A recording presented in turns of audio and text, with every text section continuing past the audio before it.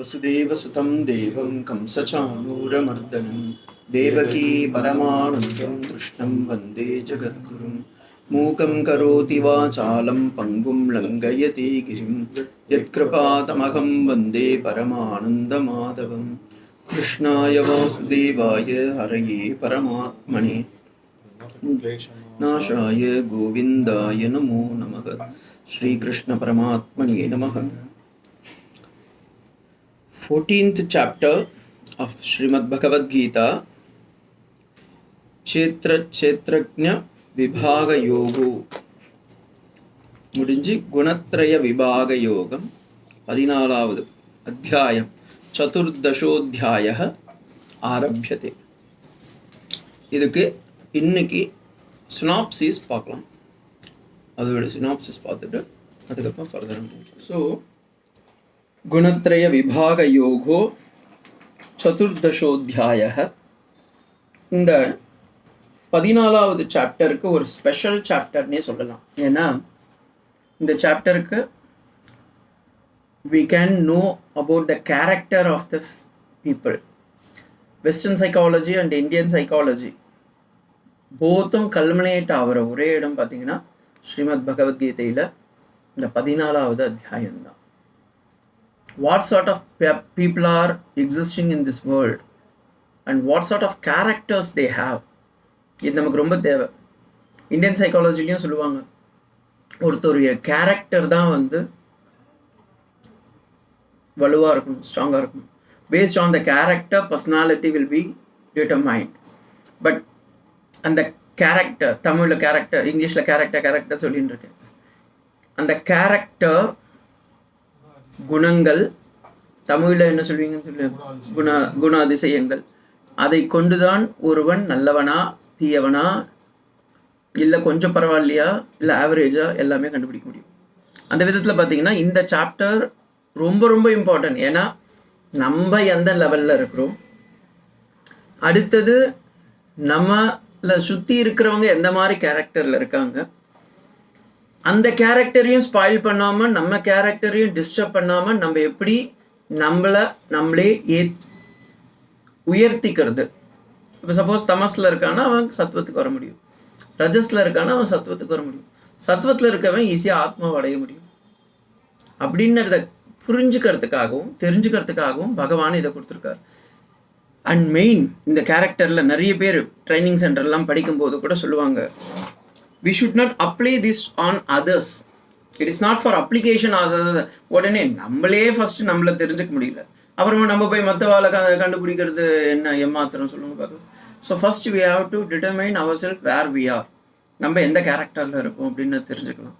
அடுத்தது இப்போ உங்களுக்கெல்லாம் பார்த்தீங்கன்னா கிரகஸ்தாசிரமத்தில் இருக்கவங்களுக்குலாம் ஆதிகாரி என்ன கேரக்டரில் இருக்காங்களோ அதை தெரிஞ்சுக்கிட்டு அதுக்கேற்ற மாதிரி நம்ம அவங்களுக்கோட அனுசரித்து போடுறது.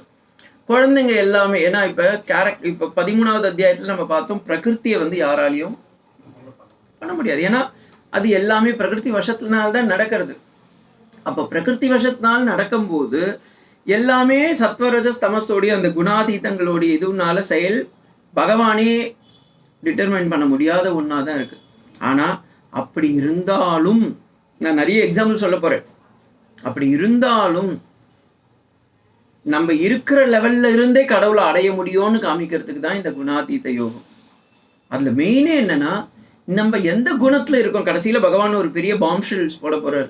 எந்த குணத்துல இருந்தாலும் பரவாயில்லப்பா, சத்துவத்துல இருந்தாலும் சரி, ரஜஸ்ல இருந்தாலும் சரி, தமஸ்ல இருந்தாலும் சரி, என்னை அடைய முடியும்ப்பா. ஏன்னா இது எப்படின்னா, ஒரு வீட்டுக்கு 3 வாசப்படி இருக்கு. இதுல நீங்க எது போனாலும் அந்த வீட்டுக்குள்ள தான் போக போறேன்.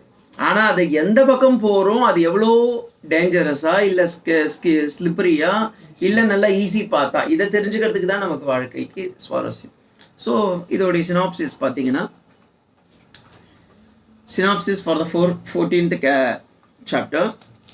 ஃபஸ்ட்டு 2 ஸ்லோகம், அதாவது முதல் ஸ்லோகமும் 2வது ஸ்லோகமும் இஸ் அ அட்வர்டைஸ்மெண்ட். பிகாஸ் பகவான் 13வது அத்தியாயத்தை முதல்ல எல்லாத்தையும் சொல்லும்போது அர்ஜுனனுக்கு மேபி தெரியும், என்னடா அது ஏதோ பிரகிருத்தியை பற்றி பெருசாக பேசிட்டு இருக்காரு, நேச்சரை பற்றி பேசுகிறாரு அப்படின்னு நினைச்சுட்டு இருப்பான்.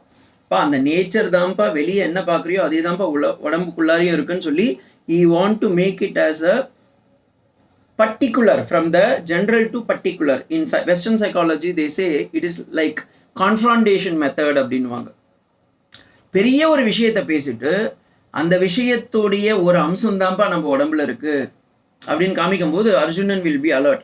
ஸோ இந்த 14th சாப்டர்ல முதல் ஸ்லோகம், தட் இஸ் ஃபர்ஸ்ட் ஸ்லோகம் அண்ட் த செகண்ட் ஸ்லோகம், God is giving a introduction வச்சுக்கோங்க ஆர் அட்வர்டைஸ்மெண்ட் வச்சுக்கோங்க.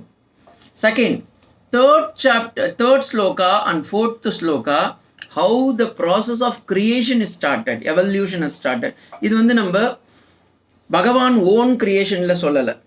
He is going to give a number of example from Srimad Bhagavatam, Vishnu Puranam, Markandeya புராணம், பிரம்ம வைவஸ்வத புராணம், பிரம்மாண்ட புராணம், எல்லாத்துலேயுமே பார்த்தீங்கன்னா சிருஷ்டின்னு இருக்கும். ஏன்னா ஒரு புராணம்னாவே பஞ்சலட்சணம். அதில் முதல் லட்சணம் என்னன்னா சர்க்கஸ்ட, எப்படி இந்த உலகம் துவங்கியது, அதில் இதே மாதிரி இந்த உலகம் எப்படி தொடங்கியது, அதில் குணங்கள் எப்படி வந்தது, அந்த குணம் நம்மிடம் எப்படி வந்தது அப்படின்னத அப்படியே ஒரு ஸ்டெப் பை ஸ்டெப்பாக ஒரு கிராஜுவல் எவல்யூஷன் சொல்லுவீங்களே, அப்படியே எவல்யூஷனில் how you are elevating your mind அப்படின்றதுக்கு இந்த இடத்துல வரப்போகிறது. So third and fourth sloka, the process of creation. Fifth sloka is 3 gunas, sattva rajas tamas. சத்வம் அப்படின்னதுக்கு பிரைட்னு வச்சுக்கோங்க, ரஜஸ்ன்றதுக்கு ஆக்டிவ் வச்சுக்கோங்க, தமஸ்ன்றதுக்கு டல்லுன்னு வச்சுக்கோங்க. கலரில் பார்த்தீங்கன்னா அது கொஞ்சம் சேஃப்ரான் கலர், இது ரெட் கலர் ரஜஸ், தமஸ் வந்து பிளாக் கலர் ஜென்ரலி. ஏன் இவ்வளோ தெளிவாக நான் சொல்கிறேன்னா, அவர் பகவத்கீதையில் இருக்கிற ஸ்மிருதியில் இருக்கிறத, புராணங்களில் இருக்கிறத பகவான் எவ்வளவு அழகாக இந்தியன் சைக்காலஜியில் கொடுத்துருக்காரு. பதஞ்சலி யோக சூத்திரத்தில் இதே இருக்கு. அதையே வெஸ்டர்ன் சைக்காலஜியில் அவன் பேரை தான் குணாத்திரயம்னு வச்சுக்கலாம். அவன் என்ன சொல்லிட்டான், personality development, character making life. அப்புறமா அவன் என்ன சொல்லிட்டான், அதுக்கு ப்ரௌனு, டார்க்கு, ஒயிட்டு அப்படின்னுலாம் பேர் வச்சுருக்கான். நம்மளுடைய சோர்ஸை அவங்க வந்து எப்படி அடாப்ட் பண்ணி வச்சிருக்கா பாருங்க அந்த இடத்துல. So coming to point number, shloka number 6 to 18, how the 3 gunas are evolved or origin அப்படின்றத பகவான் சொல்ல போகிறார். அதில் ஸ்லோகா நம்பர் 6, நல்லா இதை நோட் பண்ணிக்கோங்க, ஏன்னா கன்ஃபியூஸ் வரக்கூடாதுன்றதுக்காக தான் நான் இப்படி பிபிடிலேயே காமிக்கிறேன். நான் வாயில் சொன்னால் உங்களுக்கு புரிஞ்சுக்க முடியாது இந்த இடத்த. ஸ்லோகா நம்பர் 6ன்றது சத்வம் என்றால் என்ன, அந்த சத்வத்தில் 11வது ஸ்லோகம், 14வது ஸ்லோகம், 16வது ஸ்லோகத்துடைய எவல்யூஷன். ஓகேங்களா? இது வந்து சீக்வன்சி. பகவான் என்ன பண்றார், சீக்வன்சி அவருக்குன்னு ஒரு சீக்வன்சி வச்சுருக்கார். 6வது ஸ்லோகத்துல சத்துவம் என்றால் என்னன்னு டெஃபினேஷன் கொடுத்துட்டார். 7வது ஸ்லோகத்துல ரஜஸ் என்றால் என்னன்னு டெஃபினேஷன் கொடுத்துட்டார். 8வது ஸ்லோகத்துல தமஸ் என்றால் என்னன்னு சொல்லிட்டார். 9வது ஸ்லோகம் 10வது ஸ்லோகத்தை ஜென்ரலா எடுத்துன்னு போயிட்டார். 11வது ஸ்லோகத்துல சத்துவத்துடைய குணங்கள்லாம் என்னன்னு சொல்லிட்டார். 14வது ஸ்லோகத்துல சத்துவங்கள் எப்படி செயல்படுகின்றதுன்னு சொல்லிட்டார். 16வது ஸ்லோகத்துல சத்துவத்தின் பலன் என்னன்னு சொல்லிட்டார். So he has splitted the shloka. But நம்ம என்ன பண்ண போறோம், நான் 6வது ஸ்லோகம் 11, 14, 16. ஸோ ஸ்லோகன் நம்பர்ல மாறும் உங்களுக்கு. ஓகேங்களா? So that we will focus one day only for சத்வகுணம், we will focus only for rajas one day, we will focus for tamas only one day. ஓகேவா? ஸோ இப்படி பார்த்தீங்கன்னா தான் உங்களுக்கு புரியும். இதில் ரஜஸ் 7வது ஸ்லோகம், அதோடைய செயல்முறைகள் 12, அது எப்படியெல்லாம் மனுஷனை மாத்துதுன்றது 15, அதோடைய பலன். அவன் இப்போ ரஜஸ்ல இருந்து ஒருத்தர் செத்து போனான்னா அடுத்த பிறவில எப்படி இருப்பான் அப்படின்றதையும் பகவான் சொல்றார். 8வது ஸ்லோகத்துல தமஸ் என்றால் என்ன, அது எப்படி மனுஷங்கிட்ட செயல்படுது, 18லேயே அவன் அடுத்த பிறவில எப்படி இருப்பான் இதை சொல்லிடுறார். இதுல ஒரு ஸ்லோகம் மிஸ்ஸிங் ஆகுது. ஏன்னா பகவான் he don't want to discuss more about tamas, ஏன்னா we are already tamas. he don't want to discuss. Okay, then shloka number 18 வரைக்கும் நம்ம இப்ப பார்த்துட்டோம். ஓகேங்களா? 19ல இருந்து 20 வரைக்கும் பகவான் தெளிவா சொல்ல போறார், இவ்வளவு இருந்தாலும் உனக்கும் அதற்கும் செயல் இதுவே கிடையாதப்பா. நீ எந்த குணத்துல வேணா இருக்கலாம், ஏன்னா நேச்சர் வந்து உன்னை புஷ் பண்ணுது. இப்ப நல்லா ஒரு அழகான வெளியே குழு குழு குழுன்னு இருக்கு, அந்த நேரத்தில் நீங்கள் வந்து திடீர்னு ஒரு உஷ்ணமான ஒரு சூடான ஒரு ரூமில் போய் உட்காந்திங்கன்னா என்ன ஆகும்? நல்லா ஜாலியாக இருப்பேன். நான் அப்படி தான் இருந்தேன். இப்போ கொல்கத்தாவில் இருக்கும்போது ஃபுல் பனி. ஒரு ஆடிட்டோரியமில் எங்களை போட்டாங்க. போய் உட்காந்தோன்னா அப்பா நிம்மதியாக, ஏன்னா வாமாக இருக்குது. 1700 குழந்தைங்க உட்காந்துட்டு இருக்காங்க, நம்ம அப்படியே வாமாக இருக்குது, ஃபேனும் கிடையாது. அப்போ என்ன ஆச்சு? நல்லா உட்காந்து தூங்கலாம்னு தூங்குவோம். ஏன்னா வாமாக இருக்க உடம்பு. அதே இப்போ வெயில், வெளியும் வெயில், உள்ளேயும் ஃபேன் போடல, என்ன ஆகும்? நம்மளே குலைப்போம் இல்லை? So the character is not only based on us, it also based on the environment. என்விரான்மெண்ட்டோட நம்ம கேரக்டர் குணங்கள் சேரும்போது தான் அது ரிஃப்ளெக்டே ஆகுது. ஸோ அதில் என்னதான் இருந்தாலும் அதுக்கும் உனக்கும் சம்மந்தம் இல்லைப்பா. ஏன்னா ஆத்மாவுக்கும் குணத்துக்கும் வெளியில் இருக்க பிரகிருதிக்கும் கொஞ்சம் கூட சம்மந்தம் இல்லையே அப்படின்னு 19-20 ஸ்லோகத்தில் சொல்லி முடிப்பார். ஆக்சுவலி இதோட சாப்டர் முடியறது 14. ஆனால் அர்ஜுனனுக்கு சும்மா இல்லை. அப்போ தான் அவன் ஒன் மார்க் கேள்வி, ஒரு கேள்வி கேட்டுட்டான். அர்ஜுனன் ஒரு கேள்வி கேட்குறான் 21வது ஸ்லோகத்தில். இந்த குணங்களை எல்லாம் கடந்தவர்கள்னு நீ சொல்றியே, அப்படி யாருன்னா இருக்கிறாங்களா? Is there a person who has crossed over the gunas, all the characters, sattvam, rajas, tamas, or the dark, light and the white or the black, இதெல்லாம் கிராஸ் பண்ணவா இருக்கிறாளான்னா எஸ் அப்படின்னு சொல்லி திருப்பி ஒரு இன்ட்ரடக்ஷனை கொடுக்குறார். 22 25வது ஸ்லோகம் வரைக்கும். இதுதான் ரொம்ப ரொம்ப இம்பார்ட்டன்ட் இந்த சாப்டர்ல. நம்மளுடைய குணத்தை பத்தி நம்மளே தெரிஞ்சுக்கிறது ஒரு பெரிய விஷயம் கிடையாது. அதை கிராஸ் பண்ணி நம்ம எப்படி போகணுன்ற டிப்ஸையும் பகவான் கொடுக்குறான். Thanks to Arjuna, and he gives a wonderful valid question for which God gives answer from 22 to 25. அதில் குண அதீத லக்ஷணம் என்னன்னு சொல்ல போறார். இந்த ஸ்லோகம் it's very very very very similar to second chapter. அங்கே ஒரு ஸ்லோகம் பார்த்துருப்பேன், long ago so long ago ஒரு ஸ்லோகம் பார்த்துருப்பேன். அங்கே எங்க ஸ்தித பிரக்ஞஸ்ய கா பாஷா, ஓகேங்களா? ஆத்மாவை தெரிந்து கொண்டவன் எப்படி இருப்பான் அங்கே கேட்டிருப்பார். இங்க எப்படின்னா 3 குணங்களையும் கடந்தவன் எப்படி இருக்கின்றான். ஸோ பதில் ரெண்டுத்துக்கும் ஒன்று தான். இப்போ நானா இருந்தால் கிருஷ்ணருடைய இடத்துல அர்ஜுனன் தலையில் ஒரு ஓங்கி ஒரு கொட்டு கொட்டி கோ ஃபார் செகண்ட் சாப்டர்னுவேன். ஆனால் அதனால்தான் பரமகாருணிக பகவான் அவர் என்ன பண்ணிட்டார்? குழந்தை வாடா, நீ மறந்துட்டு ரொம்ப நாளைக்கு முன்னாடி எடுத்தது, நான் திரும்ப சொல்றேன் அப்படின்னு சொல்லி ஃபுல்லாக சொல்ல போறார். ஸ்லோகத்துடைய ஸ்டைல் தான் வேற, ஸ்டைலிஷ் தான் கொஞ்சம் வேறையா இருக்க போகுது, ஸ்டைலி தான் வேறையா இருக்க போகுது, ஆனால் பொருள் ஒன்னே தான் சொல்ல போறார். ஓகேங்களா? 22 23 வரைக்கும் குணாதீதம், இந்த குணங்களை எல்லாம் கடந்து சென்றவனுடைய உருவம் எப்படி இருக்கும். 24 25 வரைக்கும் அவன் எப்படி வெளிப்புறத்துல இருப்பான், என்னெல்லாம் பிராக்டிஸ் பண்ணுவான், எப்படி பேசுவான், எப்படி உட்காருவான், எப்படி சிரிப்பான், எப்படி சாப்பிடுவான், எப்படி தூங்குவான், அதெல்லாம் இருக்கும். 26வது ஸ்லோகம் அவன் எப்படி தன்னுடைய குணங்களை எல்லாம் கடந்து இறைவனிடம் பக்தி காட்டுகின்றான். இது ரொம்ப ரொம்ப ரொம்ப இம்பார்ட்டன்ட். 26வது ஸ்லோகம் சொல்லி, எப்பா உனக்கு நான் இவ்வளோத்தையும் சொல்லி கொடுத்துட்டேன்ப்பா. 27வது ஸ்லோகத்தில் 14வது சாப்டர் இதோட புரிஞ்சிருத்துன்னு நினைக்கிறேன் அர்ஜுனா, முடிச்சுக்கலாம் அப்படின்னு சொல்லி 15வது சாப்டருக்கு ஒரு ஃபவுண்டேஷனும் போட்டுவிட்டார். 14வது சாப்டருக்கு கன்க்ளூஷனும் கொடுத்து ஒரு பரியலும் கொடுத்துட்டார். இதுதான் மொத்தம் 27 ஸ்லோகங்கள் தான். ஆனால் இந்த 27 ஸ்லோகங்களும் ரொம்ப ரொம்ப பியூட்டிஃபுல். நான் இப்போ என்ன பண்ண போகிறேன், உங்களுக்கு ஜஸ்ட் ஒரு பேர்ட் ஐ வியூ சொல்லுவா பாருங்க, அது மாதிரி ஒன்று காமிக்கிறேன். ஸோ தட் உங்களுக்கு இவ்வளோ படிக்க போகிறோம், ஏன்னா உங்களுக்கு ஆர்வம் காட்டினா தான் அடுத்த கிளாஸ் வருவேன். இப்போ நானும் கிருஷ்ண லெவலில் தான் இறங்கிட்டேன், அப்படி காமிச்சாதான் வருவேன்னு தெரியுது.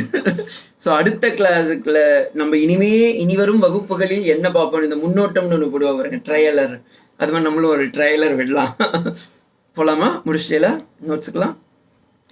So these are all the thing we are going to discuss.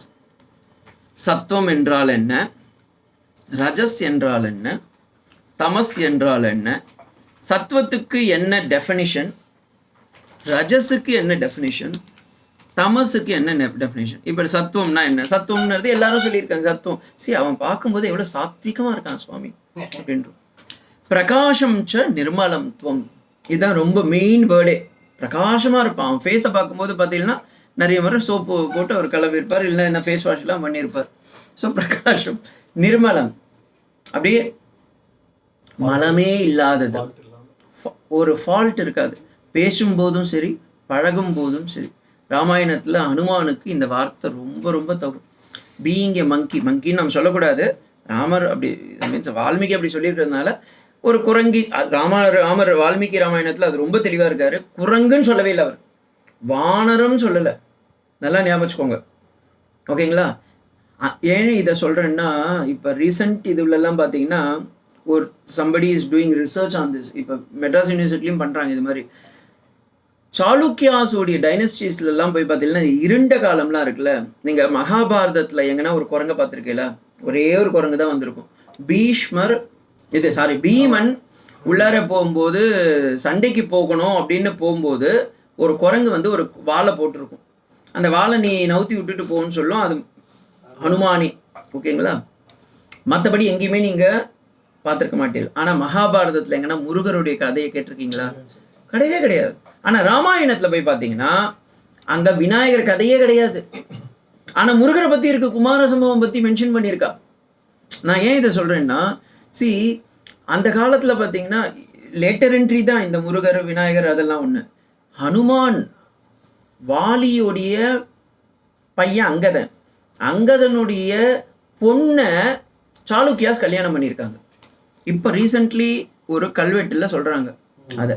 இப்போ நீங்கள் கேட்கலாம், எப்படி சுவாமி சாளுக்கியாஸ்ன்றவங்க எவ்வளோ பெரிய வம்சத்தில் வந்தவா, அவள் வந்து ஒரு குரங்குன்னா ஒரு பொண்ணு தானே, பெண் குரங்கை கல்யாணம் பண்ணிட்டானே அப்படின்னு கேட்கலாம். அந்த காலத்தில் வந்து நிறைய வந்து இந்த முகலாயர்கள், துருக்கியர்கள் அவங்கெல்லாம் வந்து அங்கெல்லாம் அந்த படையெடுப்புலாம் வரும்போது ஈவன் அப்படி வச்சுக்கோங்க. இன்னொன்று விதத்தில் பார்த்தீங்கன்னா பரசுராமர் கார்த்தவயிராயனில் சாவடிச்சார். ஆமாம், 21 வம்சத்தை சாவடிச்சார். ஸோ நிறைய கிங்கெல்லாம் என்ன மாதிரி ஆளுங்கள்லாம் இருப்பாங்களா, தைசதமா நம்ம எதுக்கு சண்டை போடுவானேன்னு சொல்லி they might escape. அவங்களாம் என்ன அப்படி தான் வந்ததே பாருங்க. ஹிந்து சமய நாகரிகமே வந்து நாகரிகம் was pushed out to southern region. அதனால தான் அவங்கெல்லாம் இன்னைக்கும் நம்ம அவன் ஆரியன், நாம் திராவிடர்கள் அப்படின்லாம் வச்சுட்டு இருக்கோம். ஆனால் ஆரிய திராவிடம் ஒன்றுமே இல்லை. ஏன்னா சீதா பிராட்டி எப்போவுமே ராமனை வந்து ஆரியான்னு தான் சொல்கிறா. உத்தமரேன்னு அர்த்தம். ஆரிய அப்படின்றதுக்கு நிருப்தத்தில் போய் பார்த்தீங்கன்னா உத்தம குணத்தை உடையவனேன்னு அர்த்தம். அப்போ நம்மளே தேய்ச்சிக்கிறோம். திராவிடன் இட்ஸ் a Dravidian community. நான் சொல்லலை, நீலகண்ட சாஸ்திரிகள் சவுத் இந்தியன் ஹிஸ்டரி ஆஃப் இந்தியான்ற புக்கில் தெளிவாக சொல்கிறேன். திராவிடன் is a region where the Deccan Plateau is covered and the people were called as Dravidians அப்படின்றார். ஸோ நம்ம தான் வந்து அந்த உயர்ந்தமான வார்த்தையை மாற்றி வச்சுட்டோம், திராவிடியன்றதை மாற்றி வச்சுட்டுருக்கோம். ஸோ இப்போ இந்த சாளுக்கியாஸில் போய் பார்த்தீங்கன்னா அப்போ அந்த குரங்கா இருந்தவங்களாம் ராஜாங்க. இந்த காத்தவீரியாயனர் போல பரசுராமர் 21 தலைமுறையை வெட்டி விட்டாரா, அப்போ சில ராஜாங்களாம் என்ன பண்ணிட்டு இருப்பாங்க, காட்டுக்குள்ளே ஓடி போயிட்டு இருப்பான். எது பெரியந்த ஒன்றாலாம் லாவோ, கம்போச்சா, வியட்நாம் வரைக்கும் ஓடி வச்சிருக்கான். ஏன்னா அது வரைக்கும் பார்த்தீங்கன்னா எல்லா ராஜாங்களும் அங்கெல்லாம் கடல் கடந்து போயிருக்கான். அப்படி போகும்போது தே மைட் இவர் பரசுராமர் எங்கன்னா வந்து சாவடிப்பார், இல்லை இந்த முகலாயர்கள் துருக்கியர்கள்லாம் வந்து சாவடிச்சிட போகிறான்னதுக்காக மாஸ்க் மாதிரி போட்டிருப்பான். சில காலத்தில் அப்படியே பார்த்தீங்கன்னா கொஞ்ச நாள் பொறுத்து மேக்கப்லாம் போட்டிருப்பான். அப்புறமா நான் குரங்குன்னு காமிக்கிறதுக்கு மரத்தில் வந்து மரத்தை தாவி இருக்கலாம். அப்புறமா கொஞ்ச நேரம் எல்லாருக்கிட்டையும் பேசும்போது நம்மளே பாருங்கள், சில நேரம் நடிச்சுட்டே இருப்போமா, கடைசியில் அந்த நடிப்பே வாழ்க்கையாகிடும். அது மாதிரி இவரும் இந்த ராஜாங்கள்லாம் என்ன ஆயிருப்பாங்க, இந்த குரங்குங்கள்லாம் மீன்ஸ் குரங்கு வேஷம் போட்டு குரங்கு மாதிரியே மாதிரி இருக்கும், காட்டிலேயே இருந்த தலைமுறையா. அப்போ அந்த வாலியோடைய பையன் அங்கதனுடைய பொண்ணு இந்த சாளுக்கியாஸ்லாம் கல்யாணம் பண்ணியிருக்கானா, இட் இஸ் குவைட் குட். பெண் குரங்கு இல்லை, குரங்காக மாற்றப்பட்டவள், பிறகு ராஜாவுக்கு மனைவியாக மாறினாள் அப்படின்னு வச்சுக்கிறோம்னா. அதே போல் இங்கேயும் சத்வம், ரஜஸ், தமஸ் அப்படின்னுறது நம்ம வந்து ஒரு கேரக்டராக பார்க்கணுமாக்கண்டி, அதனால் நம்ம அப்படியே தான் சத்வத்திலேயே தான் இருக்கும் சுவாமி, ரஜஸ்லேயே இருக்குன்னு சொல்ல முடியாது. எதுக்கு நான் இது சொல்ல வந்தேன்னா, ராமாயணத்துலேருந்து எடுத்தேன், அங்கேருந்தே நான் விட்டுட்டேன். ராமரும் லக்ஷ்மணரும் வந்துட்டு இருக்காங்க சீதா பிராட்டியை தேடிட்டு. அப்போ சுந்தரகாண்டம் அப்போ தான் ஸ்டார்ட் ஆக போகுது. ஹனுமான் என்ன பண்ணுறார், ரொம்ப கஷ்டப்பட்டு வாலி சொல்கிறான், அப்பா யாரோ 2 நல்ல பாடி பில்டர்ஸ் மாதிரி பசங்க வந்துட்டு இருக்காங்க, போய் யாருன்னு பாரு, என் அண்ணன் தான் அமுச்சு விட்ருப்பான் இப்படியும் சண்டை போடுறதுக்கு, இல்லை அவனே மேக்கப் போட்டுன்னு வந்திருக்கானான்னு தெரியல அப்படின்னோடனே இப்போ இவங்க பார்க்கும்போது சத்திரியன்னு நல்லா தெரியுது, கையில் வேற AK-47 வில்ல வச்சுட்டு இருக்கா. ஸோ ஹனுமான் ரொம்ப உஷாராக போய் பேசணும். அப்படி பேசும்போது அவர் என்ன பண்ணுறார், தன்னுடைய மேக்கப் எல்லாம் நல்லா மாற்றிக்கிறார். ஏன்னா இவர் குரங்கு மாதிரி போய் திடீர்னு சம்ஸ்கிருதத்தில் பேசியிருக்காருன்னு இருக்கு. அதுதான் ஒரு பெரிய இது. வால்மீகி ராமாயணத்தில் சம்ஸ்கிருதத்தில் பேசினாரு. யார்கிட்ட? ராமர்கிட்ட. அப்படி வரும்போது என்ன ஆயிடுத்து, உடனே வாலி சொன்னார், இது சுக்ரீவன் சொன்னால், இப்போ ஹனுமான் நல்லா மேக்கப்லாம் போட்டுன்னு ஒரு பிராமணன் மாதிரி போ. அப்போ ஏன்னா பிராமணன்லாம் யாரும் கொல்ல மாட்டா காட்டுக்குள்ளே இருந்தாலும், அதனால் நீ அப்படி வேணா போ அப்படின்னா அவருக்கு வாலெல்லாம் சுருட்டி நல்லா வச்சு ஃபர்ஸ்ட் கோட்டிங் செகண்ட் கோட்டிங்லாம் போட்டு, வாயெல்லாம் அது வேற இது அடிப்பட்ட வாயில் அதெல்லாம் கொஞ்சம் மேக்கப்லாம் போட்டு, அந்த திருமணம்லாம் போட்டு நல்லா ருத்ராட்சம் இல்லை துளசி மாலெல்லாம் போட்டு கையில் ஒரு சப்பலாங்கட்டெலாம் கொடுத்து எல்லாம் எடுத்துன்னு போய் கொடுத்து 2 hour மேக்கப் முடிச்சு எடுத்துன்னு போய் ஹனுமானை நிற்க வைக்கிறாங்க. ஹனுமானை பார்த்தோன்னா ராமர் ஒரு கேள்வி கேட்டார், யார் பாணி அப்படின்னு. இவர் என்ன சொல்லணும், நான் இப்போ ஒரு பிராமண வேஷத்தில் இருக்கேன்னு சொல்கிறேன், குணத்துலேருந்து தனி என் பேர், நான் சுக்ரீவனுடைய மந்திரி, என் பேர் ஹனுமான். ராமருக்கு தூக்கி வரி போச்சு, பார்க்கறதுக்கு அப்படி இல்லையே. இப்போ பாருங்க, ஒருத்தர் வேஷம் போட்டுன்னு வந்திருக்காரு. வந்த உடனே சொல்கிறார், சார் நான் அது இல்லைன்னு சொல்லும்போது நீங்கள் எப்படி சொல்லுவீங்க? என்ன சார் வெளிப்புற தோற்றத்தில் பிராமணனாக இருக்கீங்க, ஆனால் நீங்கள் குரங்குன்னு சொல்கிறீங்களே உங்களை அப்படின்னு அவரே சொல்கிறார். ஏன்? அதுதான் காரணம். அப்போ அங்கே ராமர் அதை பார்த்துட்டு சொல்கிறாரு, லக்ஷ்மணா இவனை எனக்கு ரொம்ப பிடிச்சிருக்கு, என்கிட்ட பொய்யே சொல்லலை பற்றி இவன். இதே வார்த்தையை யூஸ் பண்ணுறாரு, இவன் பொய்யே சொல்லலை பாரு, அதனாலேயே இவனை எனக்கு ரொம்ப பிடிச்சிருக்கு அப்படின்றார். உத்தம வாக்கியம் வதந்தி அப்படின்றார். இதே இதுவை கம்பநாட்டாழ்வார் அப்படியே எடுத்துக்கிட்டு சொல்லின் செல்வன் அப்படின்ற வார்த்தையை போடுறார். அதனால தான் அவர் சொல்கிற வார்த்தையெல்லாம் மெஷர் பண்ணி பேசினார். அதெல்லாம் ஒரு 46 ஸ்லோகம் கொடுத்துருக்கா. ஏன்னு லக்ஷ்மணன் கிட்ட ராமர் சொல்றார், இவன் எனக்கு பிடிச்சவன்டா அப்படின்னு. ஆனால் ஒரு அன்னோன் பர்சனை பார்க்கும்போது பொய்யே சொல்லாமல் கரெக்டாக சொல்கிறான் பாருங்க. அதனால தான் ஹனுமான் இஸ் நிர்மலத்துவம் பிரகாசத்துவம். மேக்கப் ஏத்தனா கூட நீங்கள் நிறைய பேருக்கு பார்த்தீங்கன்னா நல்லா இருப்பாங்க, ஆனால் மேக்கப் போட்ட பிறகு பார்த்தீங்கன்னா சுமாராயிடுவா. இவர் அப்படி இல்லை, ஹனுமான் சுமாராக இருந்தவருக்கு மேக்கப்லாம் போட்டு உட்கார வச்சாலும் அவர் நான் குரங்குன்னு சொல்லிடுறாரு. So therefore he is பிரகாசத்துவம், he is நிர்மலத்துவம். நான் இது மாதிரி ஒவ்வொன்றும் சொல்லி இப்போ நான் இப்படி போனேன்னா ரொம்ப ஸ்லோவாகிடும். So I have to give it fast. ரஜஸ்த் ராவணன் பார்த்தீங்கன்னா by birth is brahmin, but ஆனால் ரஜஸ் பார்த்தீங்கன்னா அவன்கிட்ட ஜாஸ்தி இருக்கு. அந்த ரஜஸ்னால அவன் என்ன ஆயிடுறான், தன்னைத்தானே மறந்து விடுகிறான், தன்னைத்தானே மறந்துடுறான். மறந்துட்டு என்ன ஆயிடுறான், full and full is endowed with இது. ஸோ ரஜஸ் ஓகேங்களா. அடுத்தது தமஸ், அஜ்ஞானகத்துவம், ஃபுல்லாக டல்லு, நாலேஜே இருக்காது. அதான் அவங்கள மாதிரி ஆளுங்கள்லாம் நம்ம ஒன்றே தான் கேட்போம், மண்டையில் என்ன மண் இருக்கா கேட்பா பாருங்க. மோகம், எப்போ பார்த்தாலும் டெல்யூஷன், எது ஒன்று சொன்னாலும் புரியாது. அடுத்தது ராகம். ராகம்னா தமிழ் ராகம் இல்லை, காம்போதியா கபோதியான்னு கேட்டுறாரு. ராகம்னா டிசையர் வில் பி மோர், எதை எடுத்தாலும் desire desire desire desire desire. நாசகத்துவம் மொத்தம் இதுதான் டெஃபினேஷன் கொடுக்க போறாரு. அப்பா மெத்தட் ஆஃப் பாண்டேஜ், அவங்களுக்கு எப்படி பகவான் இதை உருவாக்கினதுனால, இந்த பிரகிருதி வசத்தினால அவங்க போகும்போது அவங்களை எப்படி பந்தத்தில் உலாவ போறாரு அப்படின்றதுக்கு முதல் சத்துவத்தில் இருக்கிறவங்க, சத்துவம் ஆல்சோ ஏ பைண்டிங் தான்.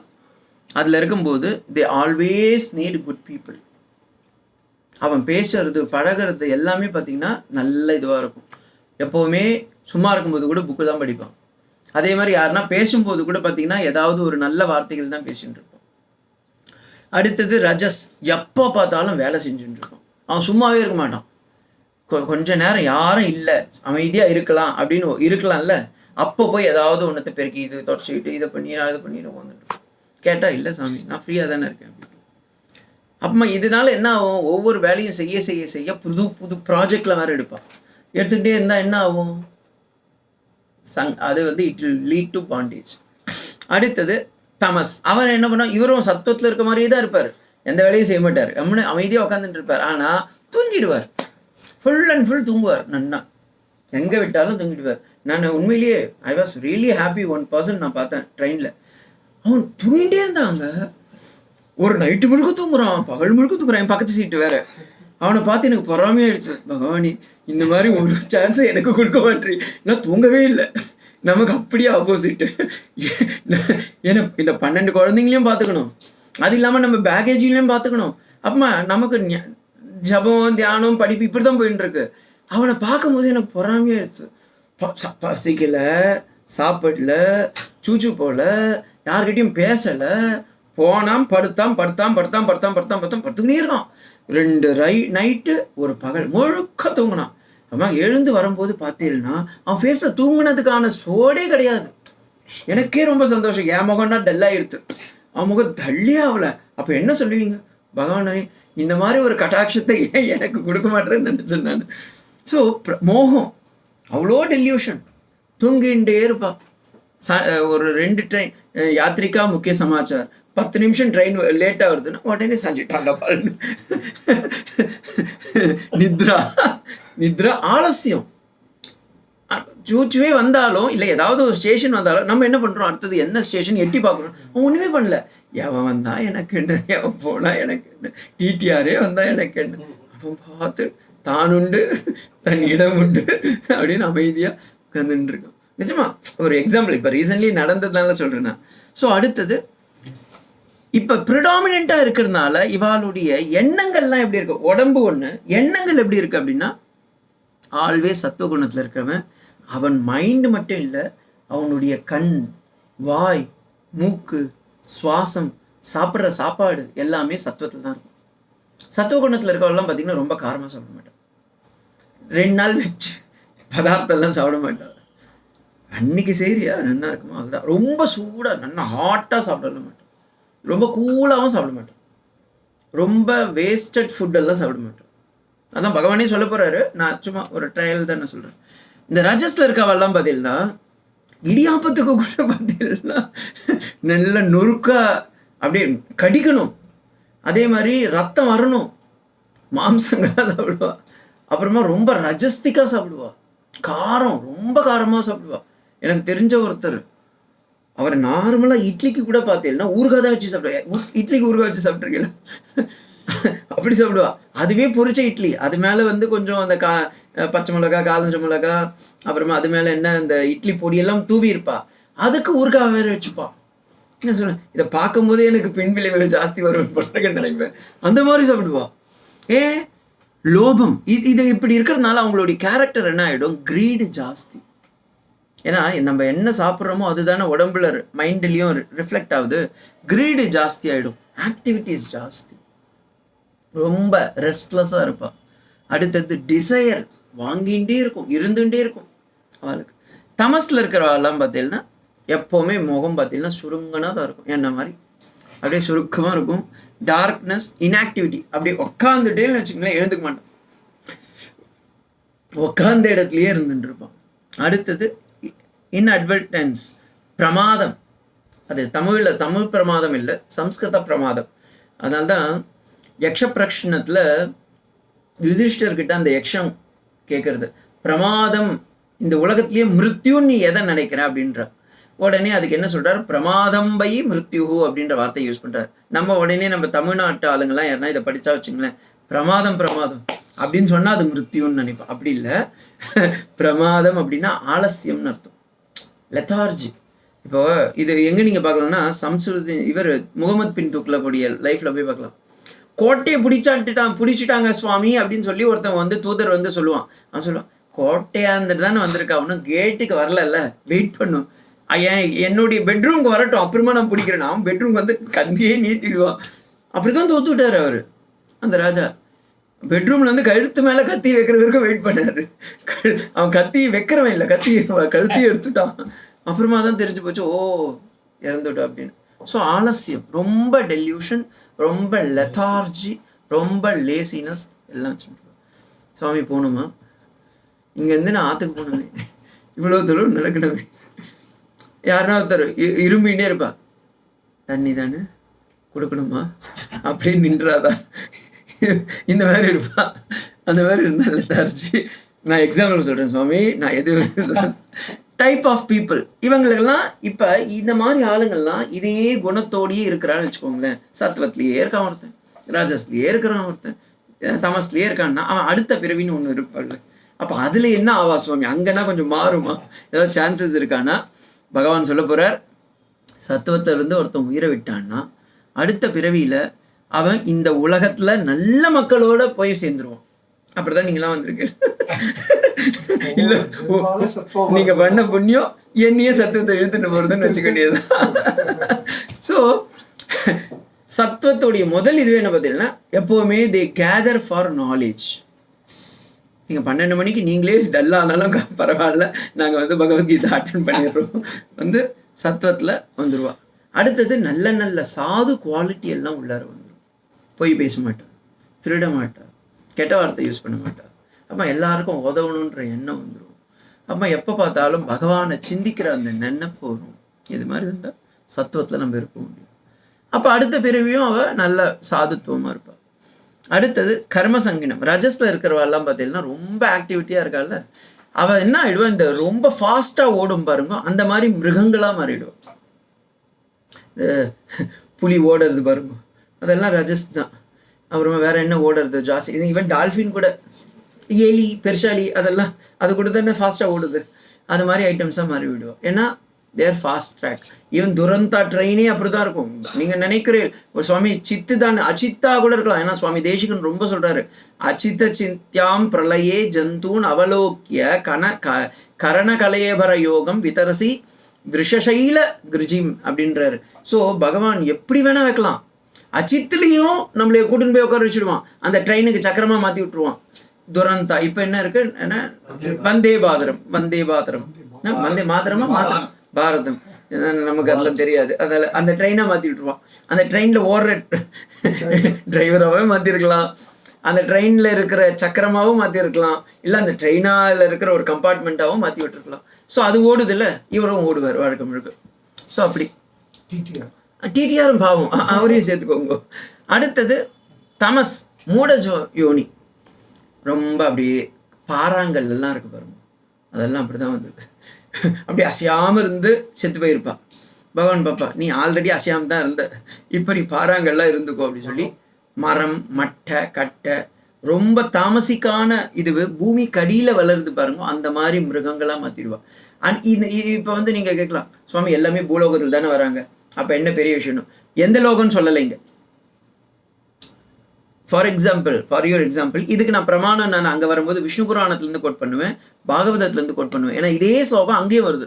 அங்கே பகவான் என்ன சொல்கிறார், மீன் சுகாச்சாரியார் சத்வத்தில் ரொம்ப இருந்து ஒருத்தர் செத்து போயிருந்தாருன்னா ஸ்வர்க்கம், பூலோகம், போர்லோகம், மகலோகம், தபலோகம், சத்தியலோகம் வரைக்கும் போக முடியும். பிரம்மாவுக்கே அசிஸ்டண்டாக இருக்கலாமே. இப்போ வீணா இது என்ன பேர், என்ன சரஸ்வதி பிரம்மாவுடைய பத்னி, அவள் வீணை வச்சுட்டு இருக்கா பாருங்க, அது வீணியாக மாறி இருக்கலாமே. இல்லை அங்கே இருக்க தாமரையாக இருக்கலாம், பெட்டல்ஸாக இருக்கலாம், இல்லை பிரம்மாவுடைய செப்பல் கமண்டலு அதெல்லாம் இருக்கு பாருங்க, அதில் ஏதாவது ஒன்றா இருக்கலாம், அது கூட ஆகலாம். ஸோ பிரம்மலோகத்துலேயோ சத்தியலோகத்துலேயோ மீன்ஸ் பூலோகம், புகலோகம், சுவர்லோகம், மகலோகம், ஜனலோகம், தபலோகம்லாம் இத்தனை லோகம் இருக்கு பாருங்க, அதில் ஏதாவது ஒரு லோகத்தில் போய் உட்காந்துட்டு இருப்பான். இப்போ ரஜஸ்ல இருந்தான்னு வச்சுக்கோங்களேன், he has to come to பூலோகம். ஏன்னா பூலோகம் தான் எப்போவுமே தன்னையும் சுற்றிக்கிட்டு, பூமி பிராட்டியே ரஜஸ் தான், பூமியே ரஜஸ் தான். அதனால தான் அதுக்கு பேர் என்ன, மத்திய லோகம்னு பேர். மத்தியில் உட்காந்துட்டு இருக்கிறதுனால மத்திய லோகம் இல்லை, மத்தியமாக இருந்துட்டு தன்னைத்தானும் சுற்றி கொண்டு சூரியனும் சுற்றி வர்றதுனால அவளுக்கு பேர் ரஜசி அப்படின்னே பேர் அவளுக்கு. ஸோ பூலோகத்துக்கு தான் வரணும். இப்போ இந்த தமஸில் இருக்கிறவெல்லாம் பார்த்தீங்கன்னா they can go to below லோகாஸ், அத்தல வித்தல Rasatala மகாதல பாதாளம் வேதாளம் கிடையாது, இந்த மீதி இருக்கிற லோகத்துக்கெல்லாம் போய் சேர்ந்துருவா. ஸோ மூட யோனிகி, எலி, பாம்பு, reptiles, creatures, anything for that matter. நம்ம மெயினாக பார்க்குற விஷயமே என்னென்னா, நம்மளுடைய கேரக்டர் என்ன, நம்மளுடைய கேரக்டர் எந்த பிளாட்ஃபார்மில் இருக்குது, ஃபர்ஸ்ட் பிளாட்ஃபார்மா, second platform, third platform, I mean சத்தம் ரஜஸ் தமஸ்லியா, அந்த மூணுத்துலேருந்து நம்ம how to get rid. And நாலாவது, அந்த 3 குணங்களும் கடந்த நிலைக்கு எப்படி நாம் செல்வோம். அதில் 26வது ஸ்லோகம் ரொம்ப ரொம்ப இம்பார்ட்டன்ட். நம்ம எப்படி அந்த குணத்தையே பகவானிடம் சரணாகதி அடைய வைப்பது அப்படின்றத சொல்லி அதுக்கப்புறமா 15வது சாப்டருக்கு போகலாம் அப்படின்னு பார்க்குறேன். இதில் எனக்கு 2 விஷயம் நான் இந்த இடத்துல சொல்லணும். ஒன்று ஸ்ரீதர சுவாமிகளுடைய டீக்கா, முடிஞ்ச அளவுக்கு சங்கர பாஷ்யம் கையில் வச்சுக்கோங்க. ஏன்னா இந்த ஸ்லோகத்துக்கெல்லாம் சங்கரர் எப்படிலாம் பதில் சொல்லியிருக்காருன்றது இந்த இடத்துல ரொம்ப ரொம்ப சுவாரஸ்யமாக இருக்கும். நிறைய ஜோக்ஸும் போட்டிருப்பார் உள்ளார. என்ன குட்டி போய் சங்கர பகவத்பாதால் ஜோக் பண்ணுவார்னா இந்த இடத்துல பண்ணியிருக்காரு. ஸோ அந்த இதுவெல்லாம் பார்க்கலாம். ஸ்ரீதர சுவாமியுடைய அவதரிக்கையில் 14வது சாப்டருடைய அவதரிக்கையில் அவர் ஹஸ் கிவன் ஒன் ஸ்லோகா, பும் பிரகிருத்யோ ஸ்வதந்திரத்வம் பாரயன் குணசங்கதः பிராஹ சம்சார வைச்சித்ரியம் விஸ்தரேன சதுர்தசே. Refuting the independence of the Prakriti and the Purusha, we have seen in the 13th chapter how the Prakriti and Purusha can be overcome. But here in the 14th chapter he is going to give the main manifold phenomenon of the system, how we can know our character and how the character can be overcome by other character, and how the association of the character can be disassociated. It will be explained in this beautiful ஒரு ஸ்லோகம். இந்த ஸ்லோகம் இப்போ சங்கர பகவத்பாதால் இதுக்கு ஒரு அவதரிக்கை வச்சிருக்காரு. ஏன்னா ஒவ்வொரு ஸ்லோகத்துக்கும் அவர் தானே பிரிச்சாரு. அவர் பிரிக்கும் போது அவர் ஒரு பாஷ்யம் பண்ணியிருக்கார், ஒரு ஆஃப் பக்கம்தான். சர்வம் உற்பத்தியமானம் சேத்ர சேத்ரஜ்ஞ சம்யோகாத் உற்பத்யே இதி உக்தம் யத் கதம் இதி தத் பிரதர்ஷனார்த்தம் பரம்பூய இத்யாதி ஆரப்யதே. முதல் ஸ்லோகமே பரம்பூயம் பிரவக்ஷாமி ஞானானாம் ஞானமுத்தமம் அப்படித்தானே இருக்கு. பார்த்துக்கோங்க, ஏன்னா நானும் ரொம்ப நாளைக்கு முன்னாடி படித்த ஸ்லோகம் இதெல்லாம். ஸோ அப்படியாப்பட்ட அந்த ஸ்லோகத்தை பகவான் திருவாய் மலர்ந்து சொல்ல போகிறார். சர்வம் எல்லா உலகமும் எப்படி உற்பத்தி ஆகின்றது, எப்படி வளர்கின்றது, எப்படி நாசமடைகின்றது என்பதை கூறிய பகவான் பிரகிருதி புருஷ சம்யோகத்தினால் சாங்கிய யோகத்தையும் அதன் 26 தத்துவங்களையும் நல்லா எக்ஸ்பிளைன் பண்ணிட்டு அதில் நாம் யாரும் கிடையாது என்பதையும் விஸ்தாரமாக கூறிவிட்டு பிறகு அதே பகவான், நான் அர்ஜுனா உனக்கு ஒரு பெரிய பெரிய டாப் சீக்ரெட் பரம்பூயம் பிரவக்ஷாமி, ஒரு டாப் சீக்ரெட்டையும் உனக்கு சொல்லி கொடுக்குறேன்ப்பா. இந்த குணங்கள் இந்த பிரகிருத்தியிலிருந்து வந்தது. அந்த வெளி இருக்கக்கூடிய குணங்கள் தான் நம் உடம்பிலும் இருக்கின்றது என்பதை கூறி அந்த குணங்களை நாம் கடந்து எப்படி செல்ல முடியும்ன்றதையும் காமிக்க போகின்றார் அப்படின்றார். அதுவா இதுக்கு 2வது ஒரு பாருங்க, எப்பவுமே இன்ட்ரடக்ஷனுக்கெல்லாம் 2வது இன்ட்ரடக்ஷன் கொடுக்கணும்னு அவசியம் இல்லை. ஆனால் பகவான் பகவத்பாதால் இந்த இடத்துல 2வது இன்ட்ரடக்ஷன் கொடுக்குறார். That is one speciality. அதுவா ஈஸ்வர பரதந்திரயோஹோ சேத்ர சேத்ரஜ்ஞயோஹோ ஜகத்காரணம் நது சாங்கியநாமம் இதி இவ ஸ்வதந்திரயோஹோ இது ஏவம் இத்தியர்த்தः. இதுல இருந்து ஒரு பியூட்டிஃபுல்லான ஒரு தத்துவத்தை பகவத்பாதால் கொடுக்கிறார். இந்த உலகை சுதந்திரனாக பகவான் காத்து ரட்சிக்கின்றான்.